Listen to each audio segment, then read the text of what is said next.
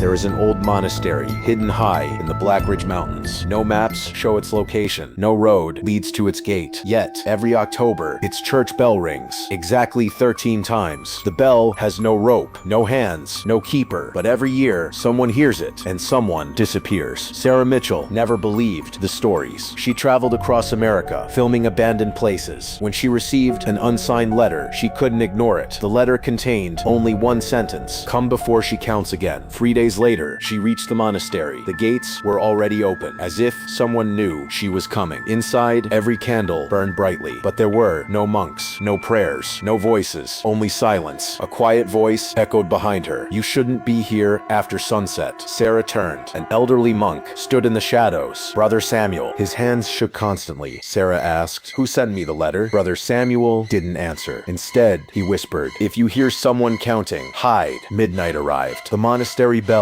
rang once, twice, 3 times, until the 13th bell echoed across the mountains. Then, slow footsteps began descending from the bell tower. Sarah lifted her camera. At the end of the long hallway stood a motionless nun, her face hidden beneath a worn veil. Her lips barely moved, yet the sound filled the monastery. 1. The nun slowly whispered. 2. Brother Samuel grabbed Sarah's arm. His face turned white. He whispered, don't let her reach 13. The nun whispered again. 3. Her voice was barely audible, yet it echoed through every hallway of the monastery. Brother Samuel pulled Sarah behind an ancient stone pillar. Stay completely silent, he whispered. She isn't counting people, she's counting souls. The footsteps continued, slow, steady, never stopping. The old wooden floor creaked beneath each step, yet the nun's feet never touched the ground. She drifted silently through the hallway. 4. The monastery bell answered with a single chime. Sarah looked toward the chapel. Every candle had gone out. Only one remained, burning inside room 13. Brother Samuel's hands trembled. No one opens that room. Not since 1948, Sarah asked. What happened here? The old monk closed his eyes. We buried the truth, but we never buried her. 5. The whisper came closer. Sarah looked through the keyhole. Inside the room, she expected darkness. Instead, she saw rows of perfectly made beds. Each one looked freshly prepared, as though waiting for someone to arrive. On the wall hung 13 wooden nameplates. 12 already had names. The last one was blank, until letters slowly appeared, one by one. S-A-R-A-H. Sarah stepped back. Her lantern flickered. The hallway grew colder. The nun whispered again. 6. But this time, another voice answered. Not from the hallway. From inside, room 13. The old wooden door slowly opened. No one touched it. Inside stood Father Thomas. He held an ancient leather journal. His face was pale. You finally found it, he said quietly. This room was never built for the living. He opened the journal. The final page read, every 100 years, the monastery chooses one witness. Only the witness can end the count. Sarah looked up. The nun had stopped moving. She stood silently outside the doorway, waiting. Then, for the first time, the nun slowly lifted her veil. Sarah gasped. The face beneath looked exactly like Sarah's own reflection, only older, as if time itself had been waiting. The nun quietly whispered, 7. The monastery shook. The bell rang again, without anyone touching it. Father Thomas closed the journal. He looked directly at Sarah. His voice barely rose above a whisper. If she reaches 13, she won't take your life. He paused. She'll take your place. The monastery trembled. Dust drifted from the ancient stone ceiling. The bell tower rang once more, not by human hands, but as though the mountain itself had awakened. The nun stood perfectly still. She looked at Sarah. Then she whispered, 8. Every candle grew dim. The air became ice cold. Father Thomas opened the ancient journal. Inside, one final page had never been read. The faded writing said, the count can only end when the forgotten truth is finally spoken. Brother Samuel slowly entered the room. His hands trembled. For years, he had carried a secret, a truth, hidden behind silence. He looked toward the nun and quietly said, we failed you. The hallway became silent. The nun lowered her head. For the first time, the counting stopped. She did not move. She simply listened. Brother Samuel spoke again. Long ago, fear overcame compassion. When sickness spread, the sisters locked you inside, believing it would save everyone else. They promised they would return. They never did. A tear rolled down the nun's face. The ancient rosary slipped gently from her hand. The heavy silence felt different now. Not angry, only filled with sorrow. Sarah stepped forward. She picked up the rosary. Holding it gently, she whispered, you were never forgotten. You deserved to be remembered. The monastery bell rang one final time. The sound echoed across the mountains. The storm outside began to fade. The candles burned brightly once more. The nun slowly smiled, not with fear, not with anger, but with peace. Her dark habit began to dissolve into golden light. The long hallway filled with warmth. Then she was gone. As morning sunlight entered the monastery, the old building felt alive again. Birdsong echoed outside. The silence had finally lifted. Father Thomas quietly closed the journal. "The count is over," he said. Weeks later, historians uncovered forgotten records beneath the chapel floor. They found the nun's real name, Sister Miriam Ashcroft. Her story was finally told. A memorial was placed in the monastery. Visitors came, not to fear her, but to remember her. Sarah returned one last time. She placed the old wooden rosary beside the memorial. As she walked away, the monastery bell rang once. A single, gentle chime. She smiled. This time, it sounded like a farewell. The end. The monastery is silent, but deep beneath it, an ancient crypt has just been unsealed.